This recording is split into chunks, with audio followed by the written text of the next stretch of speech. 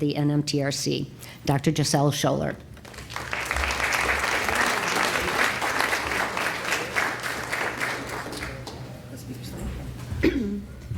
Hi, thank you, Pat, and for inviting me back here again. I love this conference. It's always a pleasure to be here, and thank CNCF for the support of the NMTRC. We greatly appreciate it. I'm thrilled to be able to talk to you today about the NMTRC. This is a group of hospitals across the U.S., and the work I'm presenting here today is the work of a lot of people and parent advocates and supporters and researchers and physicians, and I'm very thankful to get to work with them every day and to represent them here. Just some highlights from the NMTRC over the last year. We welcomed 8 new sites, including 2 international ones. Now we have a site in Marseille, France, and in Beirut, Lebanon, as well as other sites across the U.S. So it's been a busy year doing that. We also published the first pediatric oncology clinical trial using molecularly guided therapy. And we have moved this year into deeper sequencing, which I'll talk a little bit about with TGen and Dell, doing full DNA exomes and RNA sequencing now of our patient tumors. We also published our preclinical studies of DFMO targeting cancer stem cell pathways, and I'll talk a little bit about that today. And then we just published a couple of weeks ago our first phase 1 clinical trial of DFMO in neuroblastoma, which I'll mention.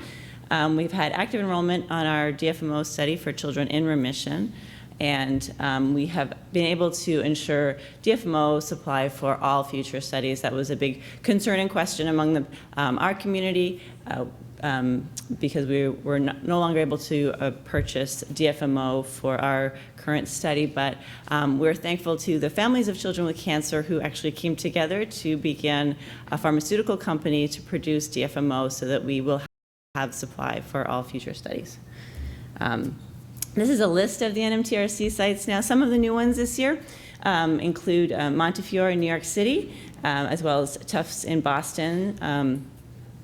We're opening currently right now a site in Portland, Oregon at Legacy Health with Dr. Jason Glover, who I've worked with for many years. So kind of spreading a little bit more across the US. Actually, I don't have Jason on there yet, but these are the NMTRC physicians. We now have 25 hospitals in the US. This is enrollment by year.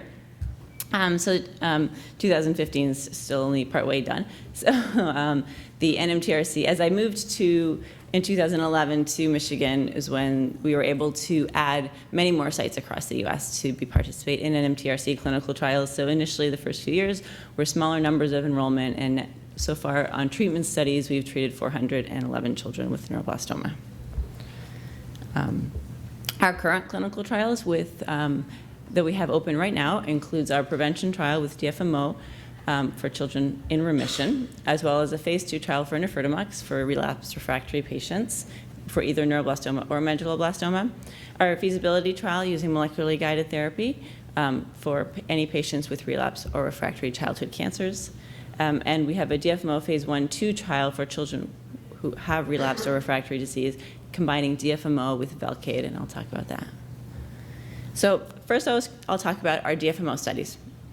As many people here already know, DFMO is a drug that inhibits a gene, ornithine decarboxylase, or ODC, which is overexpressed in most neuroblastoma. This gene is the rate-limiting step for polyamine synthesis.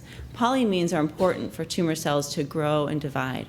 If we can turn the ODC off using DFMO, then the polyamines become low in the cells, and the cells can no longer grow and divide. And this is Dr. Andre Bachman, who initially made the link between noting that ODC was overexpressed in neuroblastoma and trying DFMO in his laboratory and showing in cell models that this was a potential treatment for children with cancer.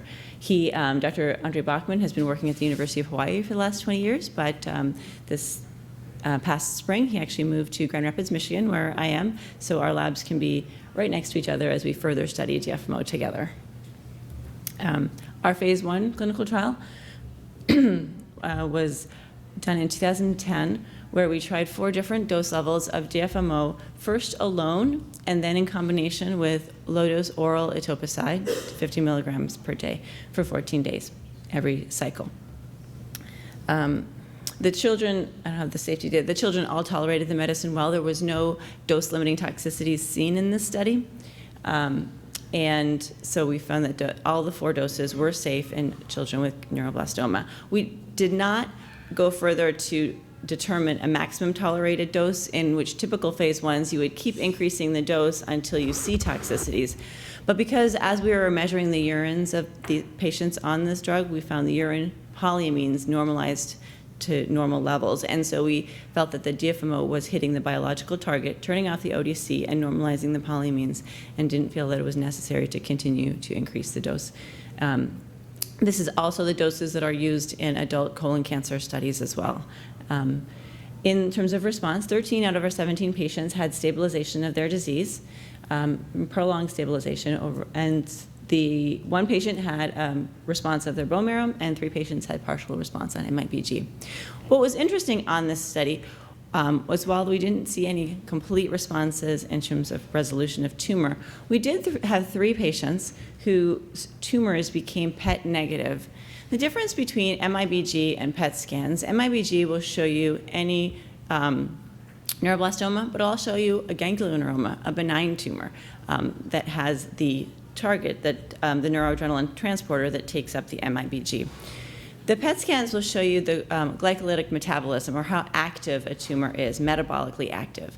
And so what we saw in these patients is their PET scans became negative. While the tumor was still there, it was no longer active. Patients were on either between 1.5, 2, or 2.5 years for these children, with the PET scans becoming negative. Tumors shrinking, but not completely gone. And we decided at that point, after 2.5 years especially, it was time to stop therapy. And each of these children has remained off therapy without requiring any further treatment. 1 patient, now he's been off 2.5 years, actually, well up there, many of you know. And then 1 boy has now been 4 years off therapy, is 13 and is doing great in school. And another little girl finished a year ago and has been off therapy. So we're encouraged that these are long-term survivors post-DFMO treatment. These are, they all say hi. All of these, are also children who had been recommended for hospice at one point as well, and clearly have taken a different trajectory. So we wanted to understand this a little more. There was one, in studying these patients, we also looked at the ODC gene. There are changes, we call them SNPs, or single nucleotide polymorphisms. You don't need to know that name. But it just a change in the DNA of the gene. And we identified that patients may be more or less sensitive depending on gene changes, and that's something we want to study further. Those 3 patients all had the good gene change. And so that's something that we need to understand a little bit better for children treated with DFMO. This is an example of one of the patients. And this patient, after just 1 cycle of DFMO, so before the etoposide even was added, the presacral tumor, as you can see, became negative and not active, just on DFMO alone. So we wanted to understand that a little bit better. How is this changing glycolytic metabolism? What is happening in the cells, potentially? So this was a paper that studies the Lin28 pathway. And I know that not very easy to understand, but the Lin28 pathway is involved in regulating glycolytic metabolism. What was interesting to us is that it was also involved in, on the orange side, where Lin28 is high, cells are much more stem-like, or like cancer stem cells. They're results in overgrowth and high glycolytic metabolism. As you shift over and decrease the Lin28 and increase the opposite, the LET7, you get differentiation of the tumor cells. They become less cancer stem cell-like, less immature. You get tumor suppression and growth retardation. So it suggests that this is potentially what could have been happening in our cells. So we wanted to look more at the Lin28 pathway. And as this is just reading, people have looked at this in neuroblastoma too, that Lin28 is highly expressed in stem cells, regulates glycolytic metabolism, and high Lin28 is also a risk factor for high-risk neuroblastoma. It's highly expressed in high-risk patients. And then Dr. Molinar, out of Europe, overexpressed Lin28 in neural crest cells and was able to induce neuroblastoma in mice models. And so we wanted to look, what is a cancer stem cell? So there there's the tumor, and the red cell in the middle is theoretically what's called a cancer stem cell, and the cells around are the rapidly dividing cells. The rapidly dividing cells are the ones that are more sensitive to chemotherapies like your cyclophosphamide and cisplatin. Rapidly dividing cells, the chemotherapy affects the DNA as it's dividing, so it needs to be dividing. So that's generally what happens. The stem cells are not as rapidly dividing. They remain, and they're the ones that cause the relapse. Because they're not rapidly dividing, they're not as sensitive to standard chemotherapies. If we can target the cancer stem cell specifically, the tumors eventually will shrink and cause tumor regression, which seems to be what we were seeing in the 3 patients from our phase 1. And so as we looked at this, we found that the polyamines actually are part of the pathway for activation of LIN28. So when you have the high polyamines, you get activation of LIN28, which suppresses LET7, and also when your LET7 is suppressed, you can get more MYC-N amplification, which, as we know in neuroblastoma, is not what we want to see. So this is a paper that we published. We actually have copies of it that I can give to Pat to hand out if anyone wants to read it more in depth. These are 3 different neuroblastoma cell lines, and what we wanted to look at was the LIN28 and MYC-N levels of the neuroblastoma cell lines, and we found that the ones that had higher LIN28 were more sensitive to DFMO. And we also wanted to see if DFMO could decrease the LIN28, and we did show, the models, I'm not sure if I can, oh, can you see that? Yeah. So here, the LIN28, and especially in the BA2C cell lines, decreased with, these are the doses of DFMO that we were giving. So as we give DFMO, the LIN28 goes down. Also, we see the MYC-N here with untreated goes down along with the LIN28 in our neuroblastoma cell lines. LET7 is actually not a protein, it's a microRNA, so we have to look at it a different way. We can't look at it on one of these blots. And we see with the BA2Cs, the LET7 goes up. So as the LIN28 goes down, LET7 goes up. We're reversing the pathway. The Warburg effect is another way to look at glycolytic metabolism. So the cells are metabolizing, and mostly cancer cells produce ATP through the glycolysis. So if we're decreasing glycolysis, then in the cancer cells, we should be decreasing their ATP, or energy levels. So we wanted to measure that in our tumor cells, and we saw that when we treat neuroblastoma cells with the DFMO, this is the ATP per cell, so we see a decrease. In the these are the 2 cells that had the high LIN28, this one didn't, but we do decrease the energy within the cell as well. So we wanted to see, so we saw this in patients, in the PET scan became negative. What if we looked in our mouse models? So we were able to do a mouse model and measure the tumors using PET scanning. And this is the untreated mouse, and the yellow is high glycolytic activity. And we showed that in treatment with DFMO, that the tumors were much less metabolically active. The PET scans, also, again, in the mice, were negative, just like in the patients. And so can they inhibit the cancer stem cells? Well, the cells, the BE2C cells, or the SMSR, the neuroblastoma cells, if they're treated with DFMO, can they initiate tumors? Can they form tumors? One way we test this is we take a plate, and we put, they're 96 well plates, and we put 1 or 2 cells in each well. And if that cell that we put in the well is a cancer stem cell, it'll form, we call a neurosphere, or a little tumor in that cell. And so untreated, when you do that, 51% of the wells in the BE2Cs form tumors, and in the SMSRs, 19% form tumors. BE2Cs are also more aggressive than the SMSRs, and so we expect them to have a higher percentage of cancer stem cells. If we treat them with DFMO, none of the cells are able to form tumors. And we showed that that was actually dose dependent. As you decrease the dose of the DFMO, less and less dose, you actually start to see tumors. But so depending on which dose of DFMO you give will depend on whether the cells in culture can actually form tumors. So then we wanted to look in the mice. Can we prevent tumor formation in our mice? We did the same thing. We took untreated cells. Then we also took neuroblastoma cells that had been treated for DFMO for 10 days or for 20 days in culture. So they've been treated already. And then we take the live cells that are remaining from each of those, and we inject small amounts of cells into the mice, 100 cells in a mouse, or 50 cells in a mouse, or 10 cells in a mouse. And the untreated, obviously, as you inject less fewer cells, you're going to get less tumors because there's less of a chance that there's cancer stem cells there in that population.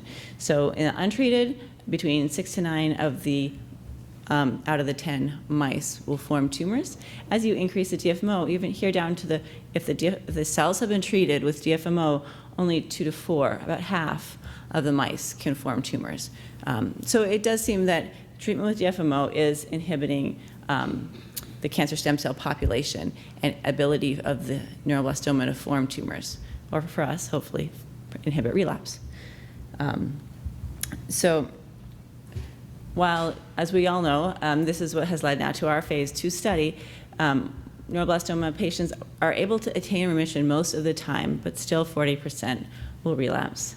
Once relapsed, there's really no known curative therapy. We're seeing children, as we saw in our first phase 1, at many centers across the US with research being able to obtain cures, but it's still low there's no standard path like we have for leukemia, where we're still able to cure and treat kids with relapse. And then those who have relapsed and are able to get into a second remission are likely to relapse within the next year. So prevention of relapse is one approach to improving outcome in these patients. So we have our phase 2 clinical trial with DFMO as a single agent in high-risk neuroblastomas. We have 2 groups of patients on this trial. The first group is patients who are at the end of upfront therapy and will enroll on this on DFMO. The second group is patients who have relapsed once, twice, 3 times and are able to get back into remission, and then to see if we can prevent remission. The statistics for this paper, we based the stratum 1 on Alice Yu's study using the Chimera 14/18 antibody, which showed at the end of 2 years from the start of antibody, 66% of patients are still in remission. Since we're starting 6 months from the start of antibody, we kind of looked at the graph and said we expect maybe 70%, even better, to be in remission at the end of 2 years.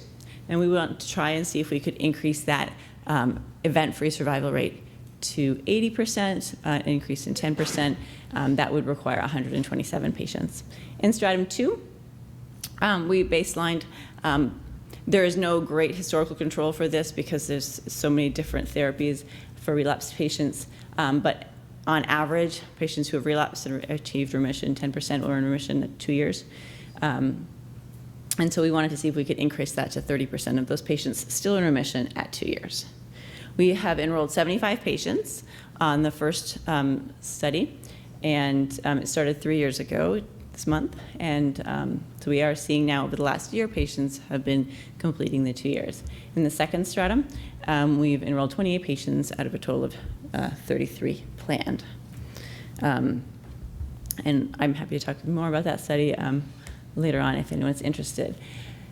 We also have another trial. We're using DFMO for children who do have disease, so patients who've relapsed and need therapy. This is a busy, busy slide, but essentially we just wanted to show that while we're still focusing on this Lin28 pathway, this pathway is also affected by the proteasome and can be stimulated that way. So basically we wanted to see if we could target the pathway by the 2 kind of incoming ways to turn it off completely. Velcade or bortezomib comes in over here, also over here in the pathway. Velcade is a proteasome inhibitor. It inhibits NF-kappa B. And it's given as an IV push on days 1, 4, and 8, along with oral DFMO. And yeah, that's the study. We are currently on our second dose level, enrolling on this study right now. How am I doing for time? So in summary,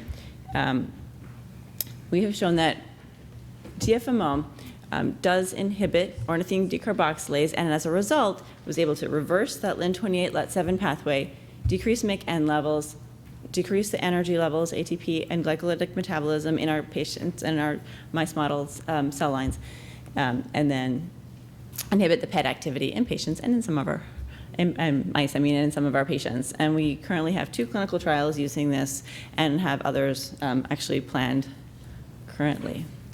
Another one of the clinical trials the NMTRC does focus on right now is the molecularly guided therapy trial for pediatric cancer. And this has been a collaboration with the NMTRC as well as the incredible team at TGen and Dell Computers, who have funded all of the molecularly guided work. We're incredibly thankful to Dell.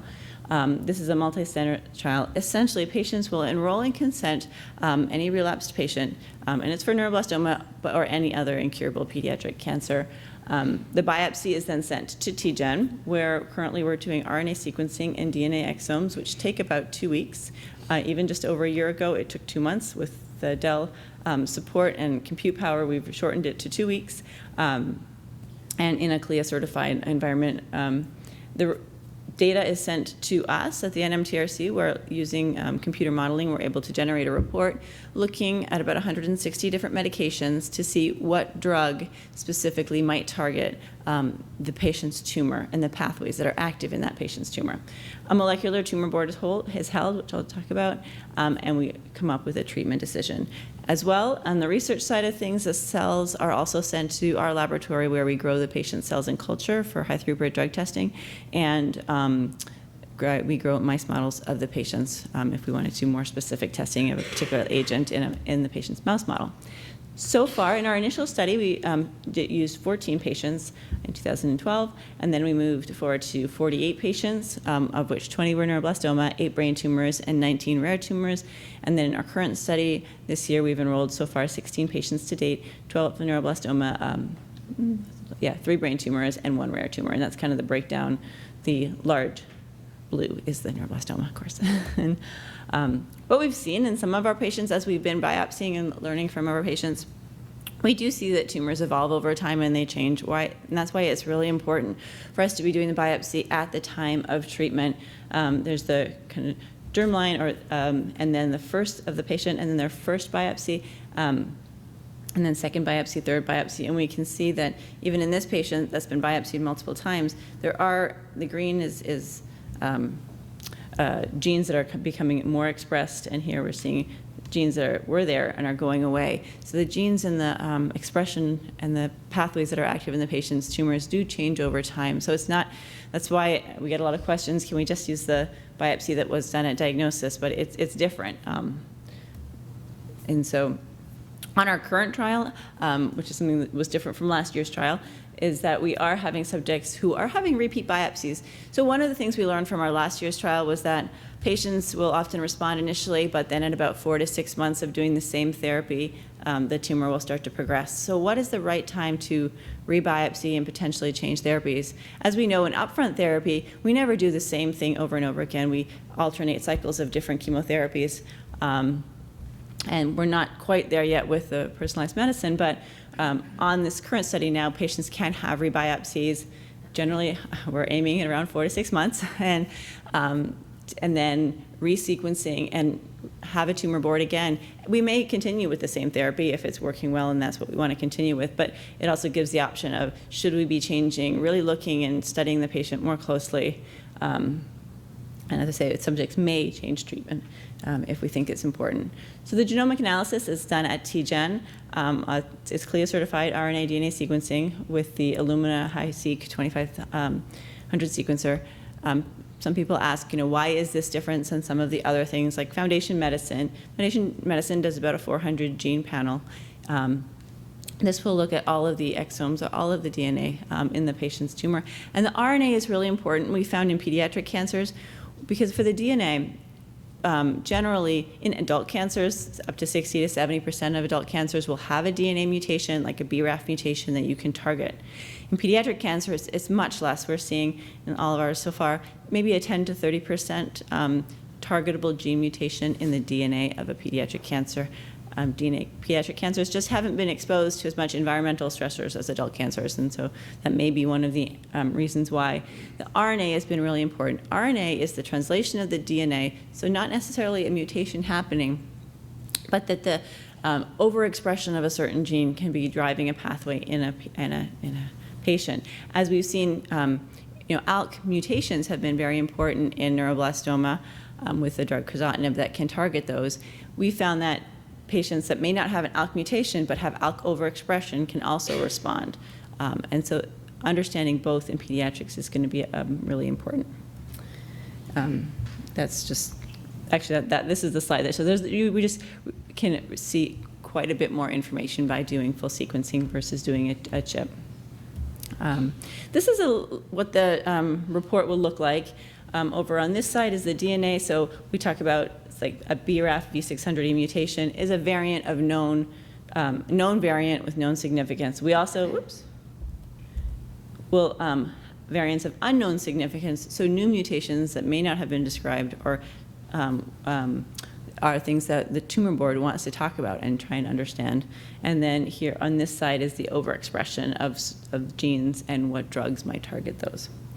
This is what the tumor board looks at together. The tumor board is our 25 hospitals across the U.S., along with the bioinformatics and genomics expert from TGen and from the University of Vermont.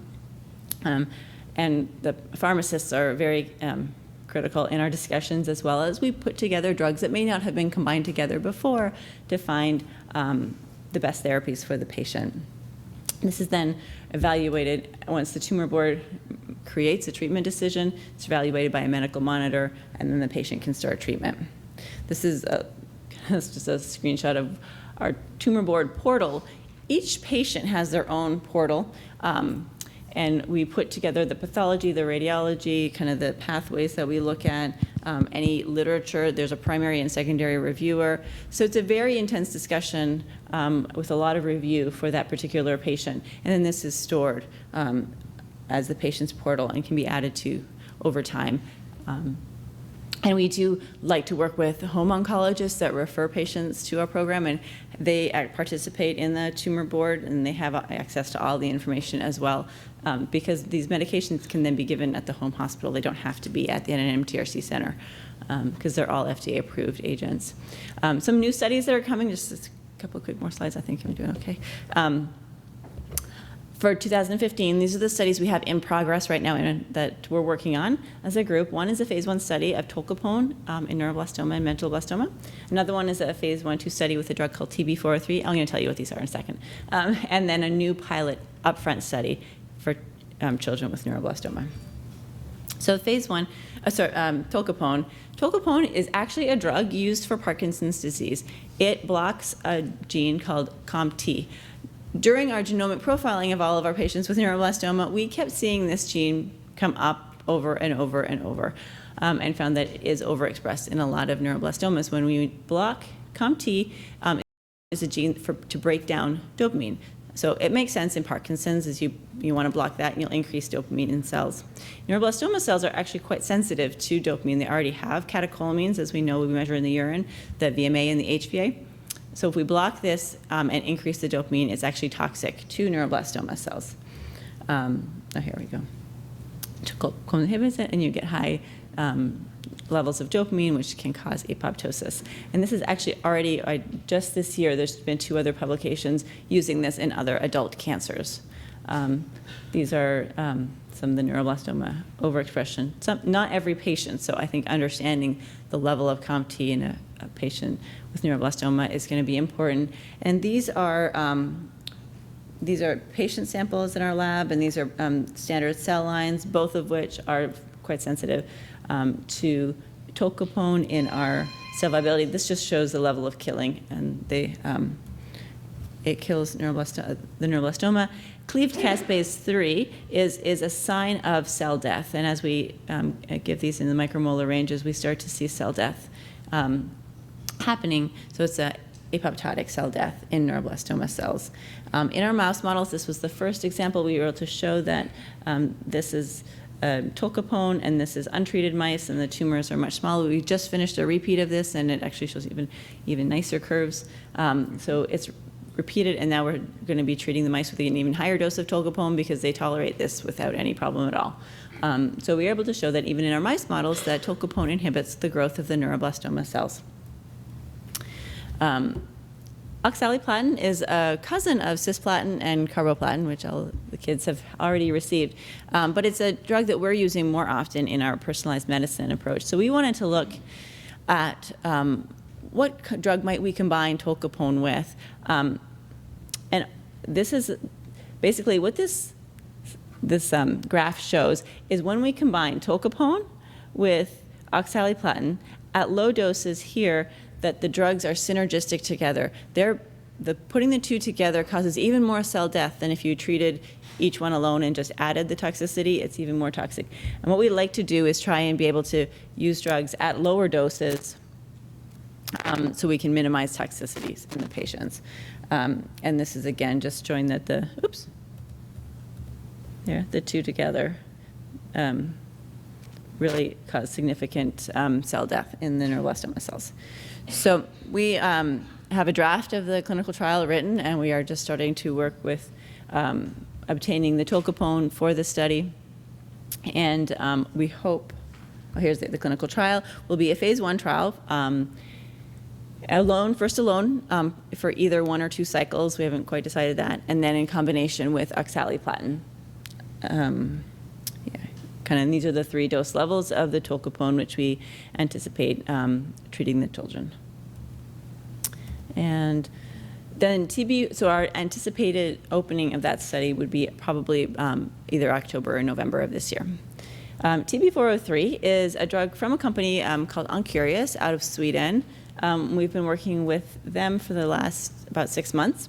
It's a drug that targets placental growth factor. Placental growth factor is similar to Avastin, which inhibits the VEGF.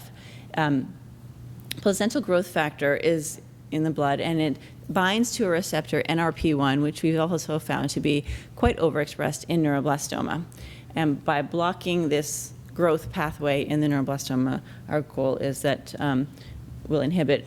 It's actually important for angiogenesis, cell proliferation, and cell migration. So we're looking at some migration assays right now.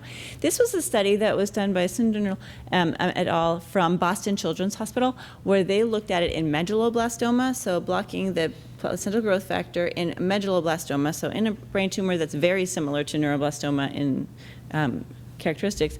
They showed that they were not only able to inhibit, they actually reversed. They were able to kill the medulloblastoma tumors in their mice models, and this was published in 2013.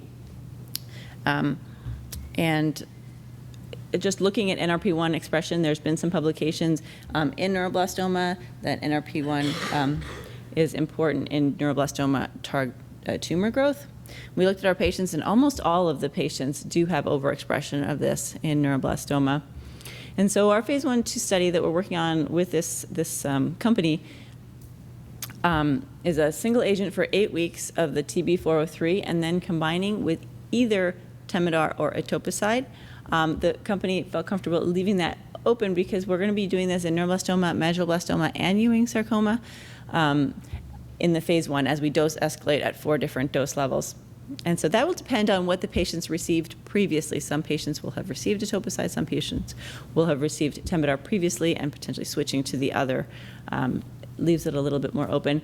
That will follow with a phase 2, but depending on the activity of each of these 3 cancers, then we'll move forward with a phase 2 of either just medulloblastoma, neuroblastoma, or Ewing sarcoma, or all 3 in different arms, and then deciding which of the combination agent will be best for the entire arm. They'll receive the same one.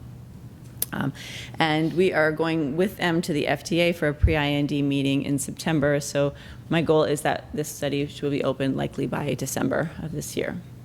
We are also working on an upfront high-risk neuroblastoma protocol, combining kind of a little bit of the 2 major NMTRC arms. As we know, in neuroblastoma, 80% of patients will respond to upfront therapy and get into remission, but 20% are refractory and will not. And we'd like to see if we can improve getting more children into remission. Also, eventually, we'd like to decrease the toxicity of upfront therapy, but we can't do that quite yet.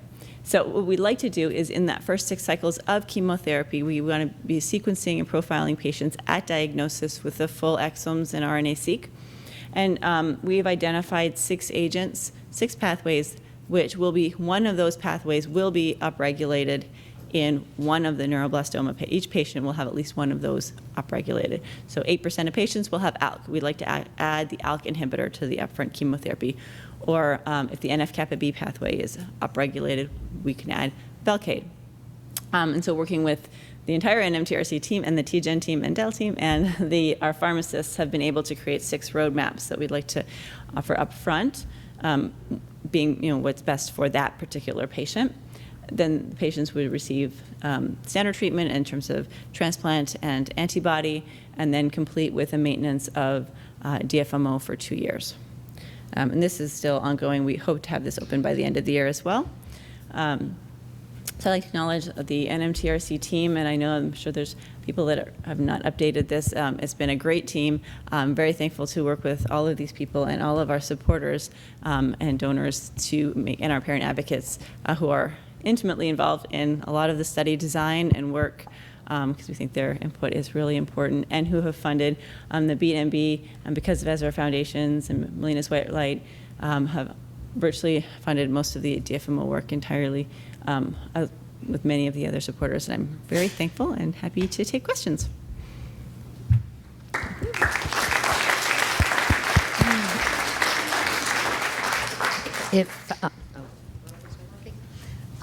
If you have questions, please come up to the microphone, and then I'll have Dr. Sholler repeat the question, just so that we get everything on tape, and it'll be beneficial to everybody. Spencer? Hello? Hi. Is that one working? No. It's on? It's on? Okay. Hello? Okay, that working? Okay, thanks for being here.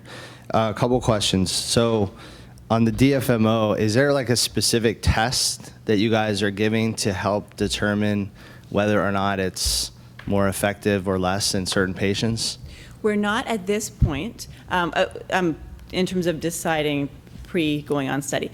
As patients enroll on study, they do consent if they would like to the biology part of the DFMO study, and those patients, a blood sample is sent to test for the ODC gene, the SNP analysis, and so we're looking at that in our patients.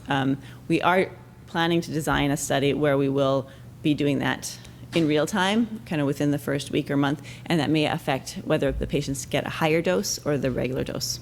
Got it. So the test is for ODC overexpression, basically, and it's a Not blood test? Not overexpression. It's the gene change. There's a gene change. Yeah, it's not necessarily mutation, but a little bit. It's it's a change in the DNA at the intronic level. Got it. Another question, different. So in your NMTRC institutions in the frontline therapy right now, what are you guys recommending for kids? Is it the COG, chimeric right now we're all basically? COG centers, and so and there's no open protocol right now through COG, and that there is one being worked on, but we do the standard of care. The chemotherapy, antibody transplant, right. surgery. And are you guys part of the frontline therapy protocol that uses MIBG as part of frontline, or? So that one is being worked on. We are not currently, and most of our NMTRC centers are not MIBG centers. And so while we will likely have that, when the anticipated date, as I understand, for that opening is still about 2 years from now.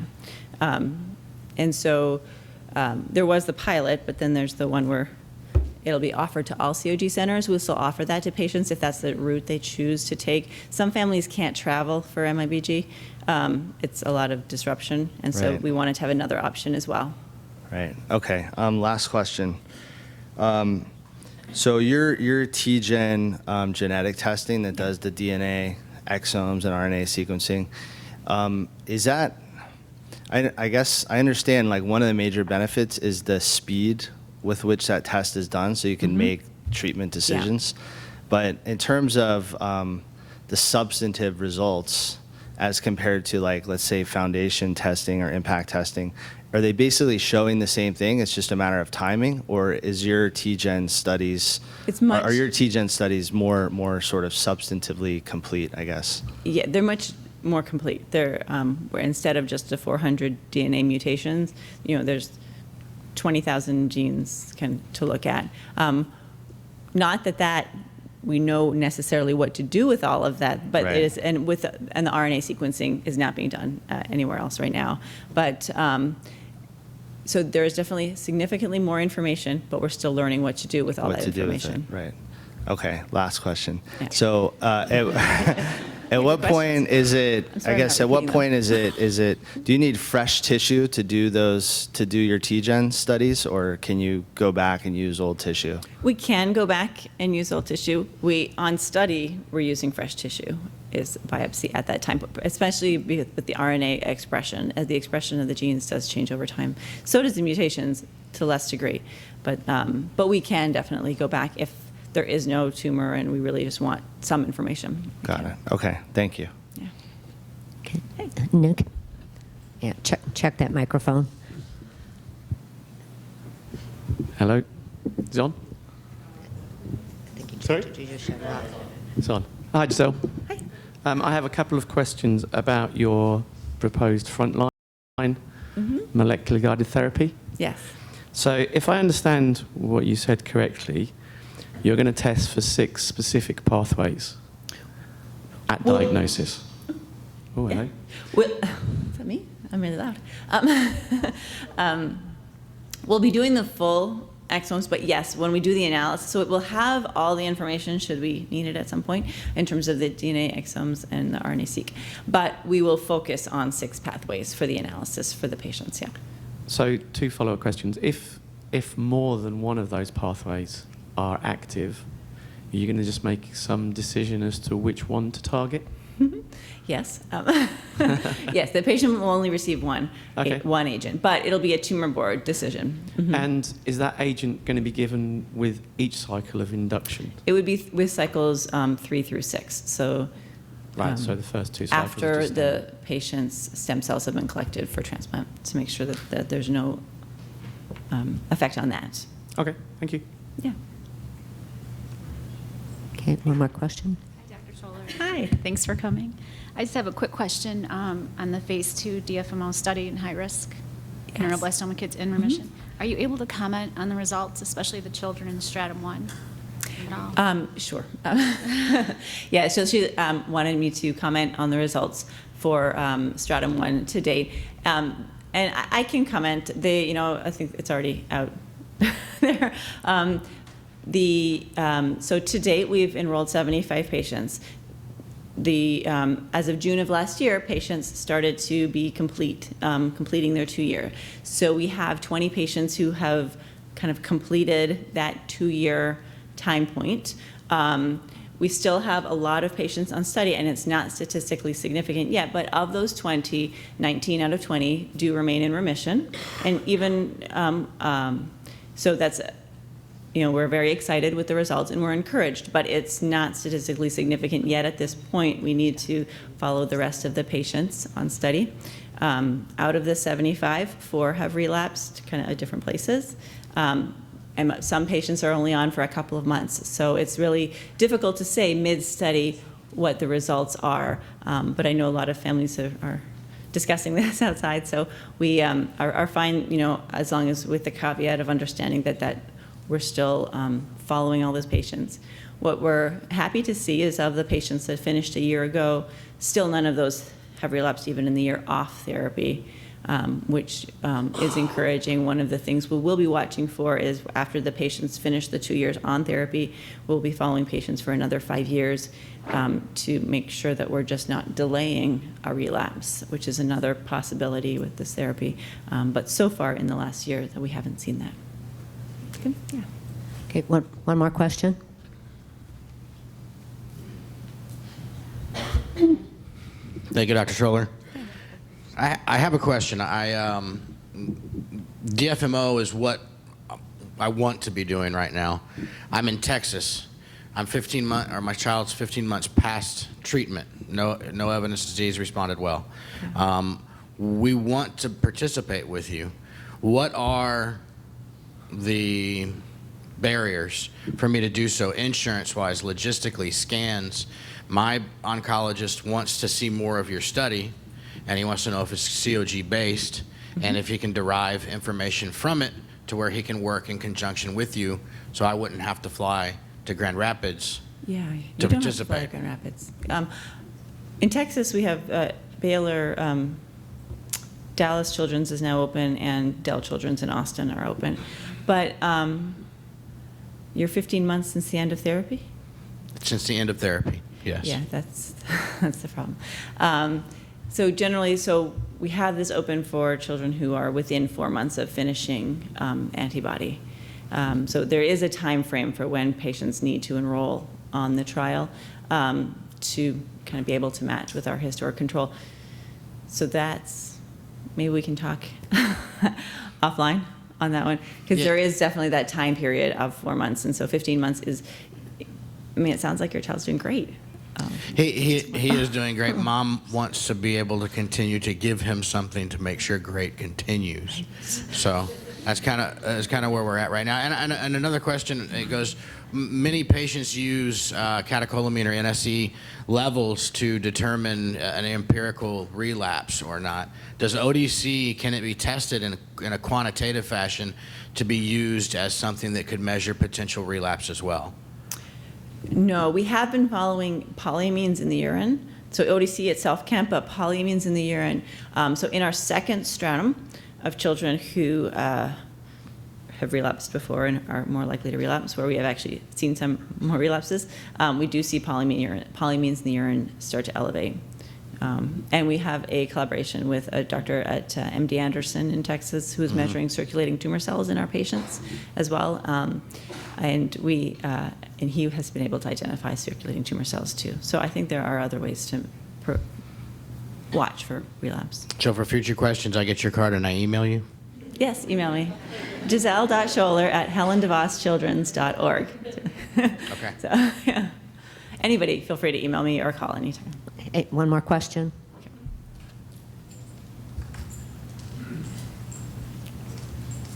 Just a quick question. When you're doing the biopsies, does it have to be soft tissue disease, or can you do a bone marrow? We can do bone marrow. If bone marrow is greater than 75%, that works. We've also have done bone biopsies in vertebra, in iliac crests as well. So interventional radiology guided bone biopsies are not as kind of a sure thing as a soft tissue, but just 2 weeks ago we did a T5 vertebra with interventional radiology who took 5 18 gauge needle biopsies, so smaller than a bone marrow biopsy, 2 of which were bone, 3 of which were tumor. So we were able to profile that patient. So if there was a bone area, we can, we do tell patients when we're doing bone that it's going to be 50-50 that we're going to get it. So, but. Okay, all right. Thank you, Dr. Sholler.